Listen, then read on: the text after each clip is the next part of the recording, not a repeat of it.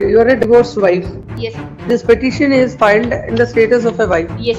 Petitioner is qualified lady having prominent placement earlier. What is happening from 2014 to 24 without the maintenance? The wife is surviving. So, my lords, yes, my lords. I have also said that my husband it was his legal and moral responsibility to maintain me. My lords, he is enjoying. Yes, With my the lords. qualification, won't you get a job?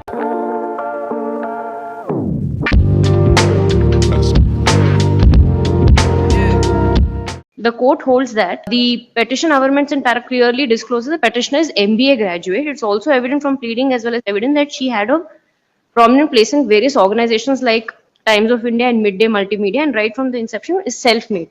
This clearly establishes that petitioner is qualified lady having prominent placement earlier. Petitioner in her whole petition has made allegations of cruelty, greed, etc. But she has nowhere pleaded she is unable to maintain herself now.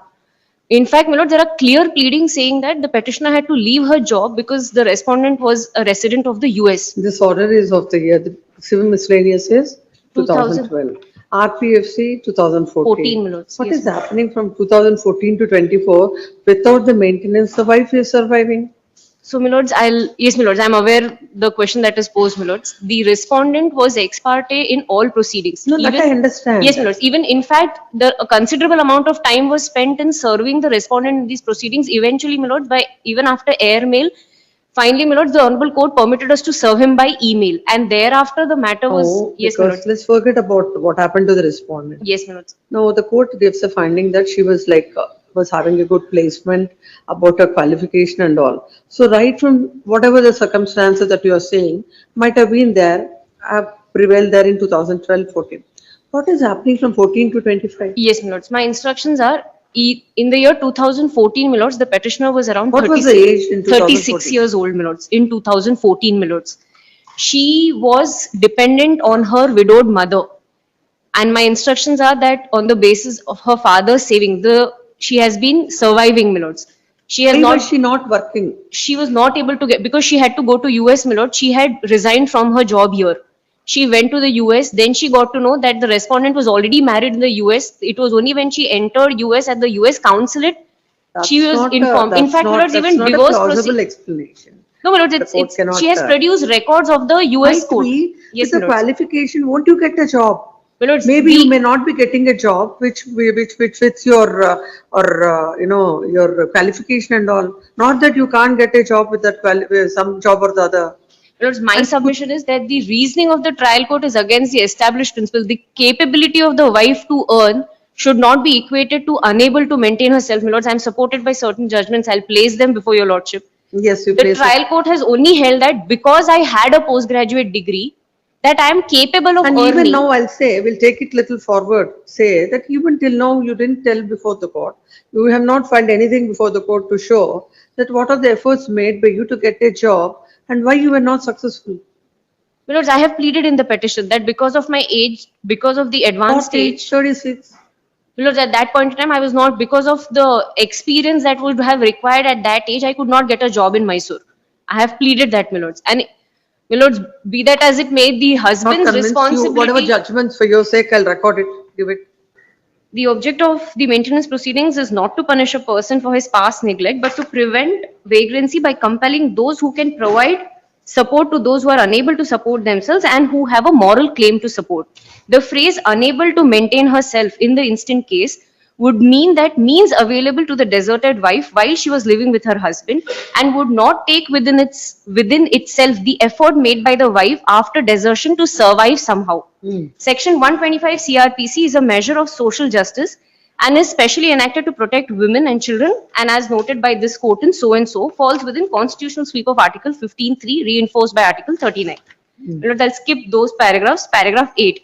In an illustrative case where the wife was surviving by begging, it would not amount to her ability to maintain herself. It can also be not said that the wife has been capable of earning, but she was not making an effort to earn. Whether the deserted wife was unable to maintain herself has to be decided on the basis of the material placed. Whether the personal income of the wife is insufficient, she can claim maintenance under Section 125 CRPC. The test is whether the wife is in a position to maintain herself in the way she was used to in the place of her husband. Before the trial court, my lords, we had also produced financial the financial capability of the husband. He was earning in the US. There was a complete neglect. There are averments in the petition saying What that happened to the MC? divorce, when it was filed under section 18 and 19 of the Indian Divorce Act to be declared as a nullity because the husband had not disclosed that he was earlier married in the US and had obtained a divorce, which information the petitioner happened to got. that? The divorce petition, it was granted, my lord. It was allowed. Even there, the husband was ex parte. In all proceedings, my lords, despite service, he has remained ex parte. And he When is was the divorce granted? 2014, my lords. I have placed the order of- So, then what about you're a divorced wife? Yes, my lords. No, this petition is filed in the status of a wife. Yes, my lords. Hmm. The petition for maintenance was filed alongside the petition for, That's what I'm saying. yes, my lords. At the time of, 14, like in 2014, you became a divorced wife. yes, my lords. Consultations are different from there and the next. But even during the pendency, my lords, even the petition for divorce was filed with another relief for maintenance, which was rejected. And the petition under 125 was filed simultaneously. Even that came to be rejected, my lords. Yes. Only on the ground that I was holding a postgraduate degree, that I'm capable of earning, and therefore I cannot be, it cannot be held that I'm unable to maintain myself. Yes. I'm supported by one more judgment, my lords, which I would want to place before your lordship. 2014, 16 SEC 715. Paragraph. Paragraph 7 and 8, my lords. Yes. Paragraph 7. Inability to maintain herself is the precondition for grant of maintenance to the wife. The wife must positively aver and prove that she is unable to maintain herself. In addition to the fact that her husband has sufficient means to maintain her and that he has neglected to maintain her. In her evidence, the appellant wife has stated that only due to help of her retired parents and brother, she is unable to maintain herself and her daughter. Where the wife stated that she has great hardship in maintaining herself and the daughter, while her husband's economic condition is quite good, the wife would be entitled to maintenance.